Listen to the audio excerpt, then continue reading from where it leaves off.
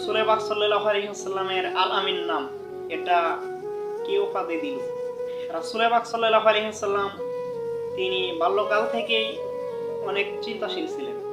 তো রাসূল পাক সাল্লাল্লাহু আলাইহি ওয়াসাল্লাম তিনি ছিলেন নরম প্রকৃতির লোক এবং নম্র ভদ্র ছিলেন। রাসূল পাক সাল্লাল্লাহু আলাইহি ওয়াসাল্লাম সর্বদা সত্য কথা বলতেন, তাই তিনি সবার শ্রদ্ধার পাত্র ছিলেন। তিনি কখনো অন্যায় আচরণ করতেন না এবং কেউ যদি অন্যায় করতেন সেটাকে তিনি নিষেধ করতেন যে এগুলা করিও না। এবং কি বাল্যকাল থেকেই তিনি লাত এবং উজ্জার কসম এগুলা তিনি পছন্দ করতেন। আরবের নিয়ম ছিল কোনো কিছু হলেই লাত এবং উজ্জার কসম এগুলা তারা বলতো, এগুলা তাদের ভাষা ছিল। লাত এবং উজ্জা এগুলা মূর্তির নাম ছিল। তো রাসূল পাক সাল্লাল্লাহু আলাইহি ওয়াসাল্লাম বলতেন যে লাত এবং উজ্জার কসম এগুলা আমাকে বলিও না।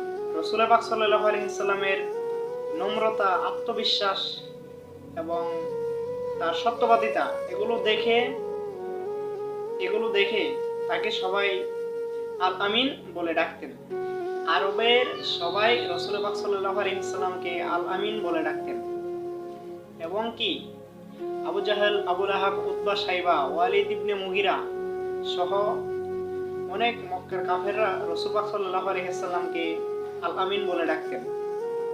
কিন্তু রাসূল পাক সাল্লাল্লাহু আলাইহি ওয়াসাল্লাম যখন ধর্মের দাওয়াত দিয়েছিলেন, ধর্মের দাওয়াত দেওয়ার পরে রাসূল পাক সাল্লাল্লাহু আলাইহি ওয়াসাল্লামকে তারা অনেক কথাই বলতেন যে তুমি মিথ্যাবাদী, তুমি জাহান্নামী, তুমি জাদুকর, আরো অনেক কিছুই ইত্যাদি তারা বলতেন।